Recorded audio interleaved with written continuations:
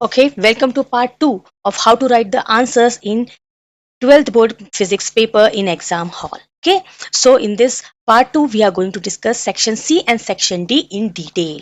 ठीक है, section C और सेक्शन डी में आने वाले न्यूमेरिकल्स और डेरिवेशंस किस तरह से हमें लिखने हैं उसके बारे में इन डिटेल हम समझेंगे. So let's start with the section C. Section C के क्वेश्चन आपको दिख रहे हैं. ठीक है, सबसे पहले जो हम सेक्शन ए और सेक्शन बी में करते हैं करते जाओ.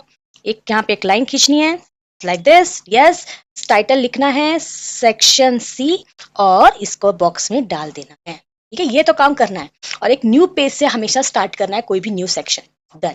अब question one by one read करेंगे और सेलेक्ट कैसे करना है मैंने आपको ऑलरेडी बता दिया है कि वो क्वेश्चन जो आपके टाइप के हैं. जैसे I will going to read one by one each and every question and directly start करूंगी मैं न्यूमेरिकल जो मेरा स्ट्रॉन्ग पॉइंट है जो मैंने अच्छे से प्रिपेयर किया है करूंगी. तो मुझे इसमें दिखता है कि मुझे 26th वाला जो क्वेश्चन है बहुत अच्छे से आ रहा है. तो I will start from that and it is numerical. ये मेरे टाइप का है तो I will write it down. ठीक है, नाउ क्वेश्चन नंबर कहाँ लिखना है? इस लाइन के इधर की तरफ बड़े से 26. ठीक है, क्वेश्चन नंबर लिख दिया. कैसा फॉर्मेट है न्यूमेरिकल का हमने वो देखा है. सेम वही फॉर्मेट यूज करो, कोई टेंशन नहीं है, बस सारे स्टेप्स बराबर लिखने हैं. ठीक है, a solenoid of length pi m and 5 centimeter in diameter has a winding of 1000 turns. Start it. First of all, write it down the given. क्या क्या given है? तो पहले क्या दिया है उन्होंने?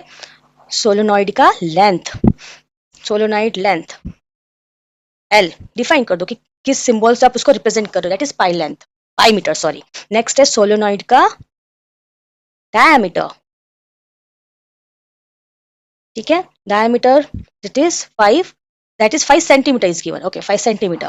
Then number of turns is given. Number of turns कैसे रिप्रेजेंट होते हैं? कैपिटल N से. That is 1000. एंड करंट भी दिया गया है भाई. Current that is defined that is indicated by I and it is 5 ampere. To find हमें क्या निकालना है? हमें निकालना है magnetic field. Magnetic field at the center along the axis. लिख दो भाई, कुछ टेंशन नहीं है, क्वेश्चन से छापा है मैंने और कुछ नहीं किया. Then solution. यही फॉर्मेट था डेरिवेशन, यही फॉर्मेट था हमारे न्यूमेरिकल का जो हमने सेक्शन बी में देखा था. सेम, एक कुछ अलग नहीं करना. मार्क्स डिस्ट्रीब्यूशन उस पे लिखे हुए कैलकुलेशन पे बढ़ा देता है या फॉर्मूलाज पे बढ़ा देता है. या फिर देखो सेक्शन सी में न्यूमेरिकल आया इसका मतलब ये नहीं कि वहां पे कुछ अलग तरीके से या कुछ फैंसी लिखना है. नहीं, एक जो सेट हमने न्यूमेरिकल के लिए रखा है हमें वही पैटर्न वही सेट हर जगह पे लिखना है. वहां पे मार्क्स डिस्ट्रीब्यूशन डिपेंड करता है कि वो स्टेप्स के लिए भी मार्क्स दिए होंगे. ठीक है, बट हमें वही पैटर्न यूज करना है, ये पैटर्न यूज करना ही करना है. ठीक है, now for a long solenoid, तो बहुत लंबा सोलेनॉइड हो तो उसका फॉर्मूला क्या होता है हमें पता है. पहले सबसे पहले फॉर्मूला लिखना पड़ता है mu not an I. Box में भी डालना पड़ता है, डाल दिया. इसका मतलब हमें एक मार्क तो हमारे यहाँ पे फिक्स हो गया. Now we have to define the terms. देखो magnetic field at the centre, magnetic field तो यहाँ पे ना बी लिखो, कैपिटल बी, क्योंकि मैग्नेटिक फील्ड को किससे? कैपिटल बी से इंडिकेट करते हैं. ये लिखना मैं भूल गई थी तो just write it down, magnetic field capital B. ठीक है, नाउ अब ये म्यू नॉट मैंने कहीं भी now this mu not is not defined anywhere. So हमें ये बताना पड़ेगा कि क्या होता है. This is permeability of free space, free space. ठीक है, और इसकी वैल्यू भी हमें सबसे पहले क्वेश्चन पेपर पे लिखा हुआ है. इसकी value 4 pi into 10⁻⁻7 tesla meter per ampere. Done. ठीक है, और n is small n is not defined here, so we have to write it down. n is what? The number of turns per, okay, number of turns per unit then. So ठीक है, n is equal to n क्या होता है? Capital N जो number of turns divided by total length of the solenoid. This is how we have to find out the small n. ठीक है, ये भी एक इंपॉर्टेंट फॉर्मूला है, इसको भी बॉक्स में डाल दो. तो n की वैल्यू निकालो. टोटल टर्न्स कितने हैं? 1000. लेंथ कितना दिया है? लेंथ दिया है पाई मीटर. लेंथ पाई, तो पाई लिखो. ठीक है, तो दिस इज n की वैल्यू क्या है? 1000 by pi turns per meter. Done. लिख दिया हमने, n की वैल्यू निकाल दी. अब सारी चीजें पुट करनी है हमारे फॉर्मूला में. Now magnetic field B will be equal to, so put the values in the formula. mu naught का फॉर्मूला है 4 pi into 10⁻⁻7. ठीक है, डन. n की वैल्यू हमने निकाल दी है, that is 1000 n. 1000 pi multiply with I is 5 ampere. We have to solve. Pi से pi cut गया, ठीक है. Then solve this thing. So we will get 4 into 10 to the power minus 7 into 10 to the power minus 3. 1000 मतलब minus 3 into 5. Okay, done. इतना लिख लिया. फिर यहाँ पे कैलकुलेशन करेंगे. तो कैलकुलेशन करने से पहले हमें क्या करना पड़ता है, यहाँ पे भी एक लाइन मारनी पड़ेगी. ये आप स्टार्टिंग में ही कर देना. ये जो मैं अभी बार बार बीच बीच में कर रही हूँ, ये आप पहले स्टार्टिंग में कर देना, ठीक है. So this calculation will be 20 into 10 to the power minus 4 Tesla, and therefore B is equal to 2 into 10 to the power minus 3 Tesla. This is the magnetic field at the center. ये answer आ गया. इसको box में डाल दिया. क्योंकि ये 3 marks के लिए है तो इसको हमें एंड अच्छे से करना है. Magnetic field that is B at the center along the axis is 2 into 10 raised to minus 3 Tesla. Done. ठीक है, इस तरह से लिख दिया, खत्म.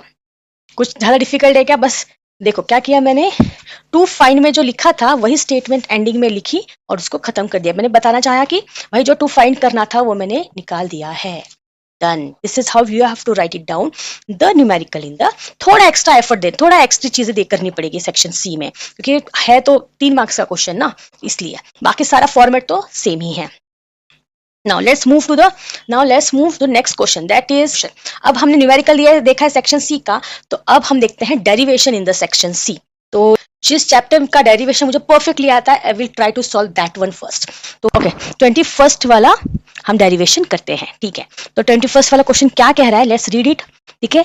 A conducting bar is rotating with a constant angular speed around a pivot at one end in a uniform magnetic field perpendicular to its plane of rotation.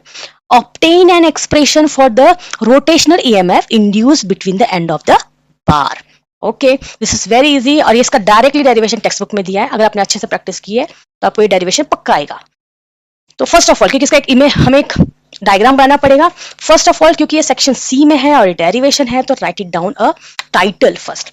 तो मैं लिखूंगी पहले title, rotational EMF induced between the ends of the bar. Title लिख दिया. Put that thing in the box. ठीक है, put that thing in the box. Now come to the diagram वाला part. तो एक रोटेटिंग वाला बार ले लो, like this. This is the bar magnet.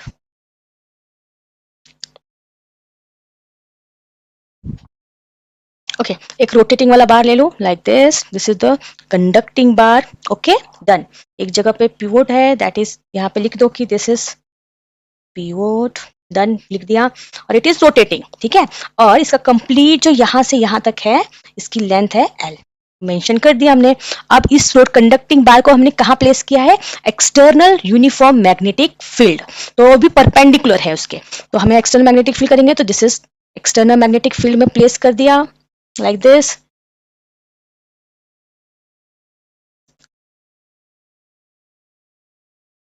जल्दी से बना दो. This is the simple diagram that is given in the text book only. तो मैं कुछ अलग तो कर नहीं रही. You can use the pencil to make this diagram, ठीक है. You can use it. अगर सपोज आपके पास टाइम कम है, आपको पेन से, तो आप डायरेक्टली पेन से भी बना सकते हैं. Okay, done. आपको डिफाइन करना पड़ेगा. Write it down the figure name as well. Suppose यहाँ पे लिख दिया फिगर 1, ठीक है. और क्योंकि डेरिवेशन में हमें DR समथिंग चीजें लगती हैं, तो let's consider this is DL, जो यहाँ से यहाँ तक R डिस्टेंस पे है. ओके, और मैं ये जो रोटेशन है, ये वेलोसिटी इधर की तरफ से घूम रही है, that is velocity. This is the complete diagram that is given in the text book. Diagram बना लिया एज इट इज, ठीक है. Now let's move to the this. Write it down. This is what, this plus sign क्या indicate करता है कि the magnetic field जो है हमारी, जो हमने मानी है magnetic field, that is B bar into the paper है, इनटू द पेपर, पेपर के अंदर जा रहा है. तो लिख दिया ताकि एग्जामिनर को भी पता चल जाए कि हमने कुछ ऐसा ही बनाया नहीं है. डन, ठीक है. इससे ज्यादा कुछ. Let's move to the derivation part. One by one एक एक चीजें देख लेंगे. We have given a proper heading. We also draw a small diagram जो हमारे डेरिवेशन को जस्टिफाई करेगा। ओके, नाउ पॉइंट वाइज में सारा डेरिवेशन लिखूंगी, ठीक है। सो फर्स्ट तो पॉइंट कहाँ लिखना है, ईस्ट जो लाइन मारी है उसके इधर की तरफ नहीं लिखना है। दिस सेक्शन, ये जो पार्ट है वो किस चीज के लिए, हमारे सब क्वेश्चन या सब पार्ट के लिए। जो हम पॉइंट लिखते हैं वो लाइन के इधर की तरफ ही लिखना है, दैट इज पॉइंट 1, लिख दिया। Now let's start, that is consider a rotating, जो भी रोटेटिंग कंडक्टिंग बार, ठीक है, in the magnetic field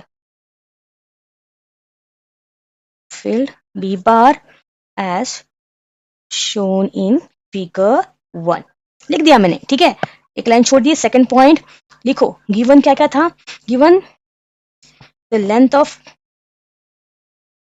conducting bar, ठीक है। हैंडराइटिंग थोड़ी खराब होगी कि हमें अपनी स्पीड मेंटेन करनी है, तो हमें उसको ध्यान में रखना है। The bar rotating at angular speed, the bar rotating at angular speed is omega, ठीक है, placed in magnetic field that is B bar, and ये क्या है, perpendicular to the plane of rotation. Done, ये लिख दिया। आई होप सब कुछ विजिबल है प्रॉपरली। ओके ग्रेट, मैं थोड़ा सा ऊपर कर लेती हूँ, स्क्रीन में आपको सब दिखना चाहिए, ठीक है। क्या किया, हेडिंग लिखी, रिस्पेक्टिव डायग्राम लिखा, एंड मैंने जो सेटअप किया है उस सेटअप के बारे में थोड़ा सा इन शॉर्ट बता दिया। नाउ द थर्ड पॉइंट लिख दो, ठीक है। थर्ड पॉइंट क्या कह रही है कि थर्ड पॉइंट में मैं आपको सजेस्ट करूंगी कि वो थ्योरी लिखूं जो उस डेरिवेशन के लिए यूज हो रही है।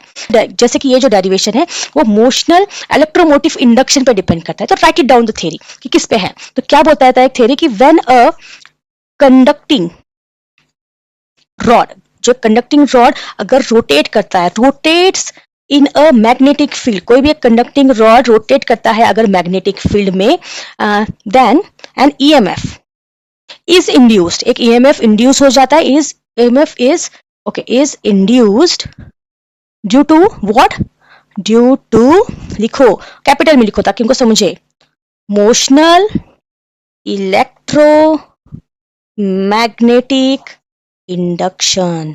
मैंने हर इसका एक एक वर्ड कैपिटल लिखा और इसको मैंने अंडरलाइन भी कर दिया, ठीक है। तो थ्योरी वाला पार्ट मिल गया, इसमें मुझे हाफ मार्क्स पक्के मिलेंगे क्योंकि मैंने जिस थ्योरी पे ये पूरा डेरिवेशन डिपेंड करता है उसको डिफाइन कर दिया।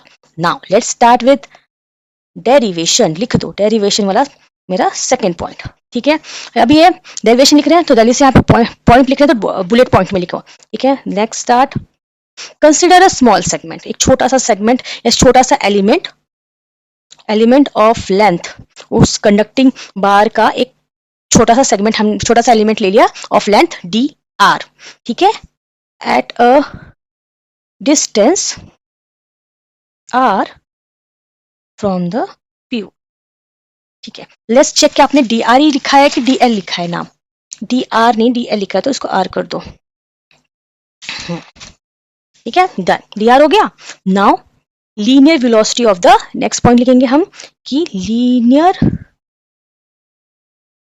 वेलोसिटी ऑफ द एलिमेंट, वो जो एलिमेंट हमने कंसिडर किया है दैट इज डी आर का, उसका लीनियर वेलोसिटी कैसा होगा। एक तो उसकी वेलोसिटी वी वेलोसिटी से मूव कर रहा है, this is omega is the angular velocity at which the conducting bar is rotating and R is the distance from the pure, this is the linear velocity of that element, ये हमें पता है। तो this is the formula, हमने इसको box में डाल दिया। नाउ हम लिखेंगे कि भाई ड्यू टू रोटेशन की वजह से क्या हुआ, मैग्नेटिक जो फील्ड है दैट इज बी, ये क्या कर रही है, इंड्यूस कर रही है, क्या इंड्यूस कर रही है, ईएमएफ।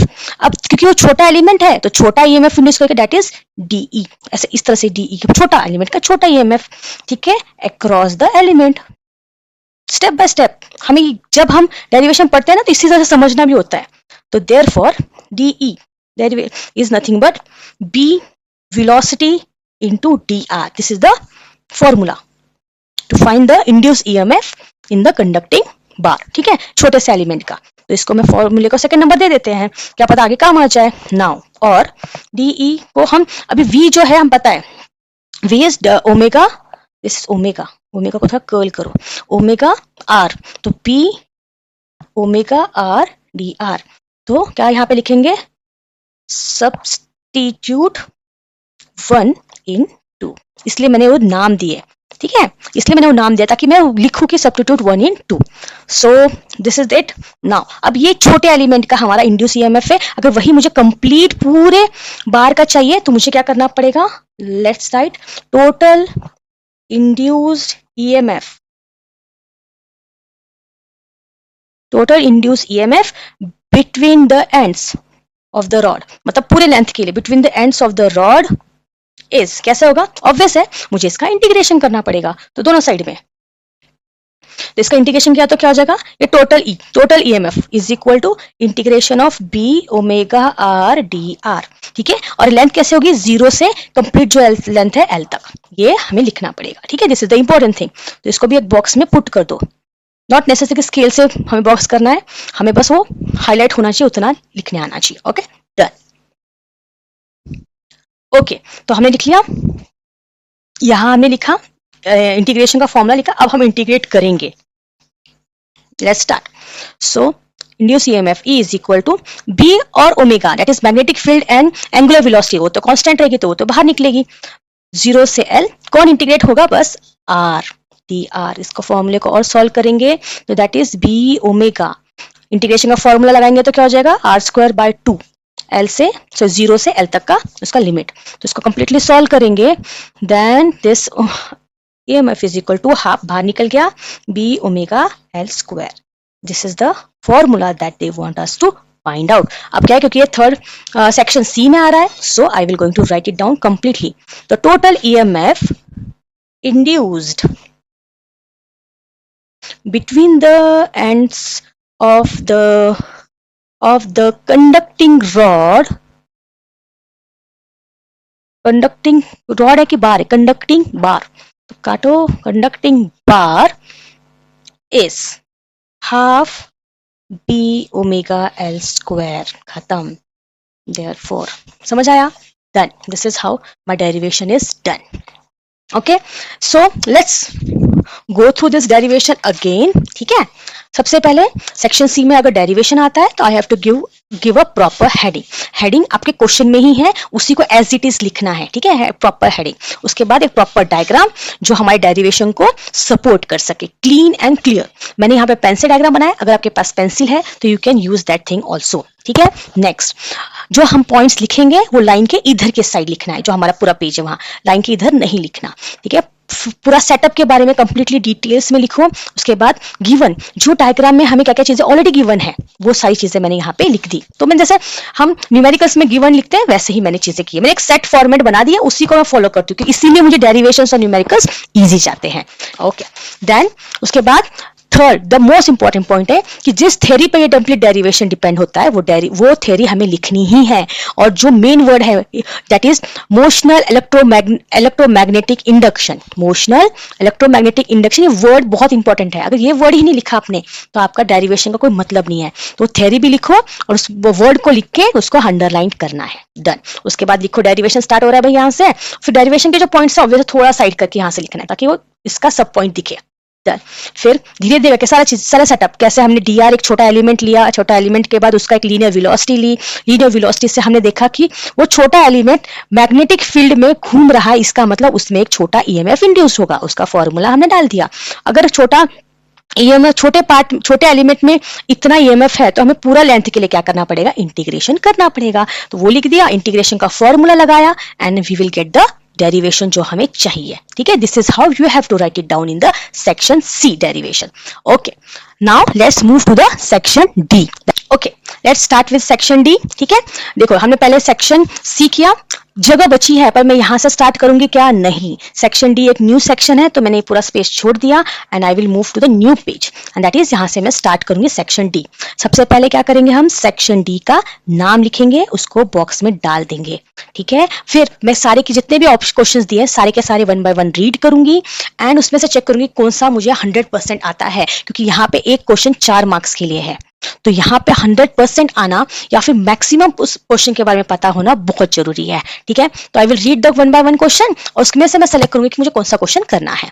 इसमें केवल एक ही क्वेश्चन सॉल्व करेंगे। ठीक है, डेरिवेशन वाला देख लेते हैं। ठीक है, दैट इज क्वेश्चन नंबर 28। ठीक है, क्वेश्चन नंबर यहाँ पे लिखूंगी मैं, क्वेश्चन नंबर 28 जो डेरिवेशन वाला है, सीरीज वाला। I will start with that. मैं अपना पेपर में भी इसी से स्टार्ट करती क्योंकि मुझे ये चैप्टर भी इजी है और इसको मैंने अच्छे से पढ़ा है, इसके डेरिवेशन मुझे आते हैं। तो I will start the section D with question number 28 only. तो सेम पहले क्या करना है, डेरिवेशन लिख रहे तो पहले टाइटल देना पड़ता है। तो let's right the title. Title कहां से आएगा? क्वेश्चन नंबर, क्वेश्चन से ही। एवरेज पावर, मैं क्वेश्चन से ही कॉपी कर रही हूँ। एवरेज पावर डेसिपेटेड, कुछ दिमाग नहीं लगाना है, कुछ चीजें तो रेडीमेड ही क्वेश्चन में दी होती है। इन अ सीरीज, बस ये इस तरह से लिखने का मोटिव यही है कि भाई हमारा जो प्रेजेंटेशन है वो बहुत सही दिखता है। ठीक है, इसीलिए ये सब चीजें हमें करनी पड़ती है। डन, मैंने टाइटल लिख दिया, एक काम हो गया। अब इसके बाद आता है इमेज या फिर कोई डायग्राम है इसके रिलेटेड। तो है भाई डायग्राम, एलसीआर सर्किट बना दो आराम से। मैं डायरेक्टली पेन से बना रही हूँ। ठीक है, अगर आपके पास पेन, आप पेंसिल यूज कर प्रेफर करते हो तो you can use that one as well.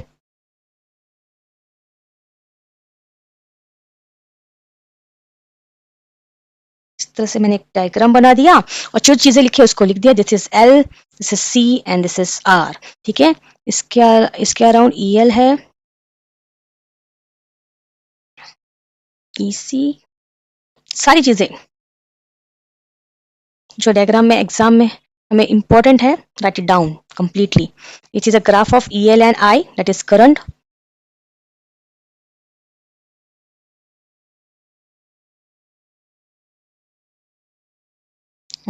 This should be like this. This is this. इसको काट दो। This is I and EC, and this is I. This is ER. Done. And this is my source. That is alternating voltage source है। तो that is E is equal to E naught sin omega t. Done. इसको मैंने figure 1 नाम दे दिया।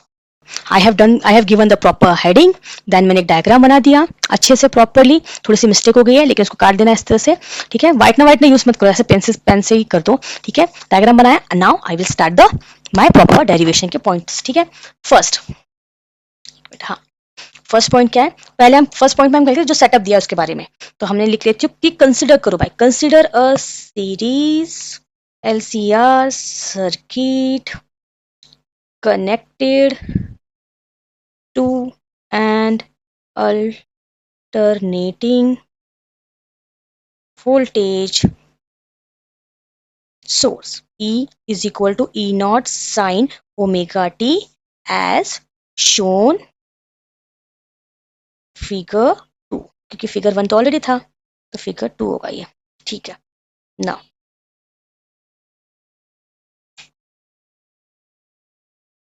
ठीक है। तो अभी मैंने पहले ऑलरेडी बताया कि डेरिवेशंस में क्या एक सेट है। पहले सेटअप के बारे में अच्छे से बताओ, उसके बाद उस थ्योरी के बारे में बताओ जिस थ्योरी के ऊपर ये पूरा डेरिवेशन डिपेंड है। तो राइट इट डाउन। थ्योरी क्या कहती है भाई कि in an LCR circuit only the resistor, जो रजिस्टर होते हैं that is R, only the resistor dissipate power, dissipates power. बाकी इंडक्टर और कैपेसिटर नहीं करते। The inductor and capacitor basically store the energy but do not dissipate it. हमें dissipate बताया ना, dissipate मतलब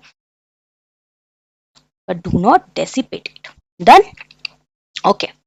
So this is it, मैंने लिख दिया। Now the third point is क्या होगा भाई? Derivation। तुम देखोगे कि मैं हर सेम स्टेप्स लिख रही हूँ जो सेक्शन सी में लिखा है वही, क्योंकि मैंने एक फॉर्मेट रेडी किया है। डेरिवेशन को कैसे लिखना है और न्यूमेरिकल को कैसे लिखना है, एक फॉर्मेट रेडी है। अब वो क्वेश्चन के हिसाब से बस उसमें कुछ चीजें जो है वो बदलती है, बाकी सेटअप सेम है। इसीलिए मुझे न्यूमेरिकल्स एंड डेरिवेशंस इजी लगते हैं। मैं फिर से रिपीट कर रही हूँ वो चीज, बट सही है क्योंकि आपको एक रेडीमेड मटेरियल बनाना पड़ेगा, उस तभी जाके आप उसको तुरंत सॉल्व कर सकते हो। ठीक है, derivation. So let the instantaneous, ठीक है, let the instantaneous voltage V and current I ठीक है, instantaneous voltage and current I क्या है, सो लेट्स लिख ले, तो V is equal to V not sine omega T, there is a phase difference between current and voltage, तो हमें वो लिखना पड़ेगा, I is equal to I not sine omega T minus five, phi is nothing but the phase difference, तो let's write where, ठीक है, where क्या है भाई, V not capital V not is equal to is nothing but ये हमारा peak voltage है, same I not is peak current है, ठीक है, then omega is angular velocity angular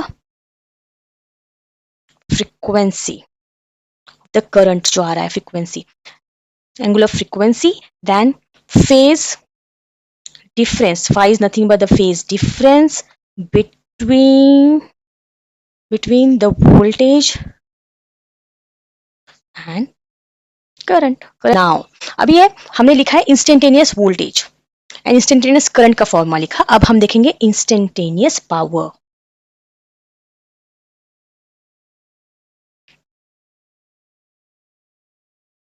तो power is nothing but V into I, तो P is equal to, हमें V का वैल्यू पता है, तो this is 1 and this is 2, तो हम 1 एंड 2 को पुट कर रहे हैं, तो इसको भी ऐसे बॉक्स में डाल दो, तो लिख देंगे V इज इक्वल टू क्या हो जाएगा भाई, V की जगह पे आएगा V not sine omega T बंद and I not sine omega T minus five, ठीक है,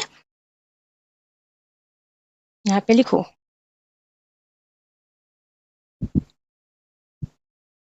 ठीक है, पुटिंग 1 एंड 2, ठीक है, इन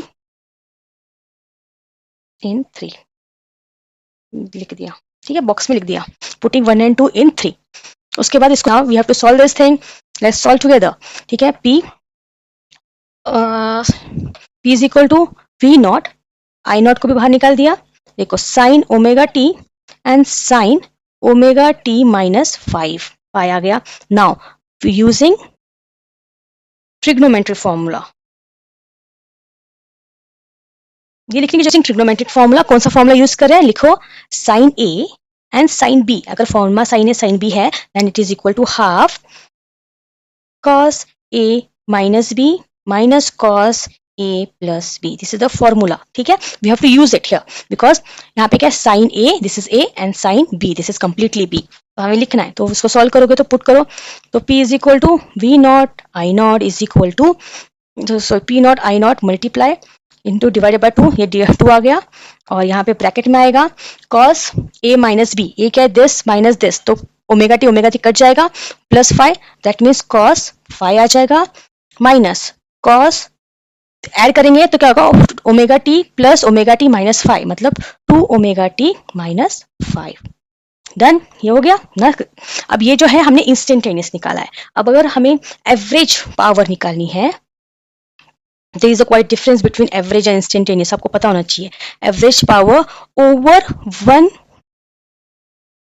कंप्लीट साइकिल, एक कंप्लीट साइकिल के लिए अगर हमें एवरेज पावर निकालनी है, ठीक है, this is what they are asking, question में हमें पूछा गया है कि एवरेज पावर निकालो, ठीक है, एक कंप्लीट साइकिल के लिए, तो हमने निकाल दिया average power for one complete cycle, so लिखेंगे कि average value of cos 2 omega T minus five over a cycle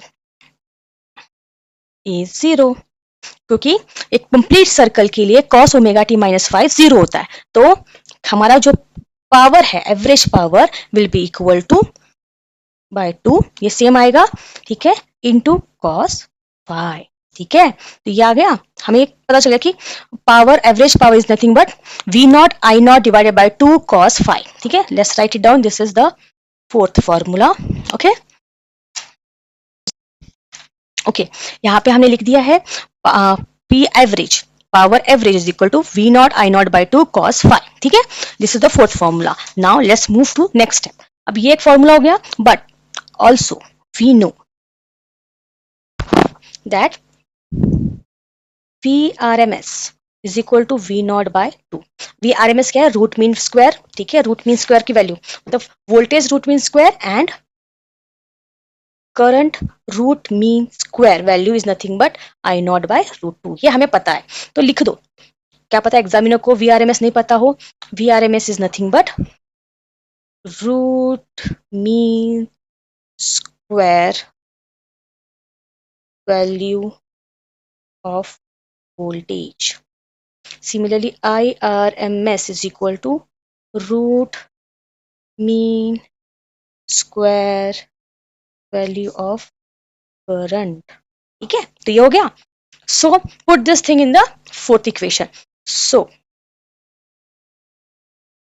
equation 4 can be written as, कैसे लिख सकते हैं, P average is equal to पहले जो है वो लिख लेते हैं. ठीक है, V0 I0 by 2 into cos phi. This is all.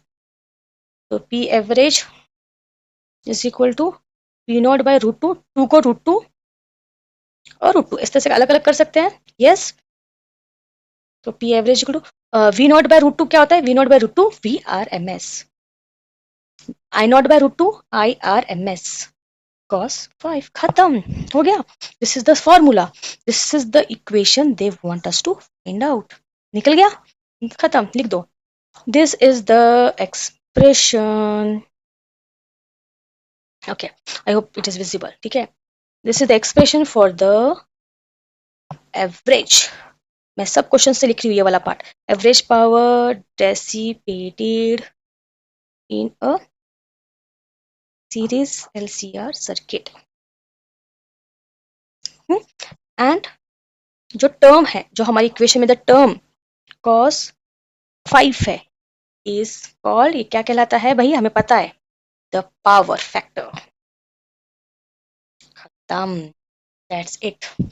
This is how we have to write it down. अभी देखो कितने पेजेस लग गए अप्रोक्सीमेट, क्योंकि 4 मार्क्स का है तो ऑब्वियस है, तो हर चीज हमें लिखनी पड़ती है. ठीक है, पहले लिखा एक प्रॉपर टाइटल, उसके बाद एक डायग्राम बनाया अच्छे से, उसके बाद ये जो डायग्राम है उसका सेटअप के बारे में एक पॉइंट लिख दिया कि क्या है, कि हमने एक LCR सर्किट लिया जिसके साथ एक अल्टरनेट वोल्टेज सोर्स लगा दिया जिसका फॉर्मूला है is equal to E0 sine omega T. ठीक है, फिर ये जो डेरिवेशन है किस थ्योरी पे डिपेंड करता है, हमें वो थ्योरी लिखनी पड़ती है, उसके बाद हमें डेरिवेशन स्टार्ट करना पड़ता है. ये जो भी मैंने डेरिवेशन लिखा है आपके टेक्स्ट बुक में एज इट इज है, मतलब कंप्लीटली इस तरह से दिया हुआ है, तो मैंने वही लिखा है. तो वो जब हम लिख रहे होते हैं हमें वो चीजें याद होनी चाहिए, मतलब कनेक्शन समझना है. डेरिवेशंस को रट्टा मारोगे तो आपको एक स्टेप भी आपको याद नहीं आया तो आपको नेक्स्ट स्टेप याद नहीं आता.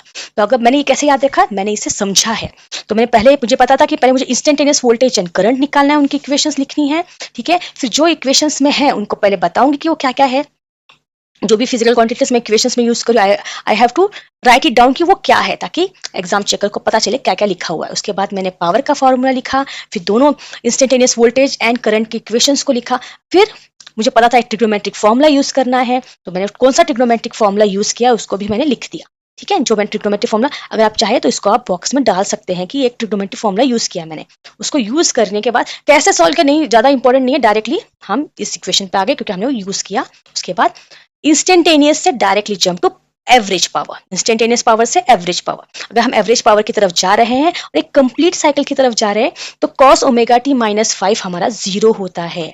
तो हमें ये लिखना है, प्लीज इसको अंडरलाइन भी कर दो. ठीक है, उसके बाद जैसे 0 होता है तो मेरा जो पूरा फॉर्मूला है it will be become P average is equal to V0 I0 by 2 cos 5. ठीक है, ये समझा. अब हमने नेक्स्ट इसमें ये लिखा कि हमें रूट मीन स्क्वायर वैल्यूज का फॉर्मूला पता है. तो रूट मीन वोल्टेज का root mean square value V0 by root 2 और करंट का I0 by रूट 2. तो यही चीज मैंने अपने इक्वेशन में जो फोर्थ इक्वेशन है उसमें पुट कर दी. V0 by root 2 I0 by root 2 cos 5, मतलब 2 को मैंने रूट 2 में डिवाइड किया और उसको सब्स्टिट्यूट किया VRMS और IRMS से. देन खत्म. This is the expression they are expecting us to find out.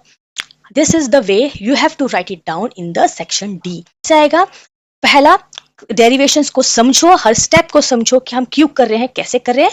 And दूसरा कि उसकी प्रैक्टिस करो. जितनी ज्यादा प्रैक्टिस होगी उतना ज्यादा आपका कमांड आएगा डेरिवेशंस की तरफ. अगर आपको चाहिए तो ये इनके सबकी सभी जो भी आंसर्स लिखे हैं मैंने, इन सभी के फोटोज खींच के PDF फॉर्म में कन्वर्ट कर आपको डिस्क्रिप्शन में दे दूंगी ताकि आप डाउनलोड करो और आप इसको समझो कि कैसे लिखना है. ठीक है, this is the derivation for section C. Section C का न्यूमेरिकल कैसे करते हैं, देन उसका डेरिवेशन हमने देख लिया कंप्लीटली. हर चीज मैंने एक नया सेक्शन नए पेज से स्टार्ट किया. This is for section A, sorry section B, this is for section B. तो इस तरह से हमने लिखा. इस तरह से मार्क्स डिस्ट्रीब्यूशन कैसे करते हैं, यहाँ पे कैसे डेरिवेशन लिखते हैं मैंने वो भी बता दिया. And this is the section A वाले क्वेश्चंस कैसे करते हैं। ठीक है, मतलब हमने 3 डेरिवेशंस तो देख लिया, सेक्शन सी का डेरिवेशन, सेक्शन बी का एंड सेक्शन डी का, और 2 न्यूमेरिकल्स भी देख लिए। मतलब मोस्टली आपको एक आइडिया मिल गया है कि हर सेक्शन में अगर कोई क्वेश्चन न्यूमेरिकल या डेरिवेशन आता है तो कैसे सॉल्व करना है। नेक्स्ट वीडियो में हम डिस्कस करेंगे सेक्शन ए और सेक्शन बी के लिए इंपॉर्टेंट पॉइंट्स, एंड उसके बाद नेक्स्ट वीडियो में हम सेक्शन सी और सेक्शन डी को इंपॉर्टेंट चीजें कवर अप करेंगे। ठीक है, सो जल्दी से मिलते हैं नेक्स्ट वीडियो में। Okay, till then, thank you, bye, take care.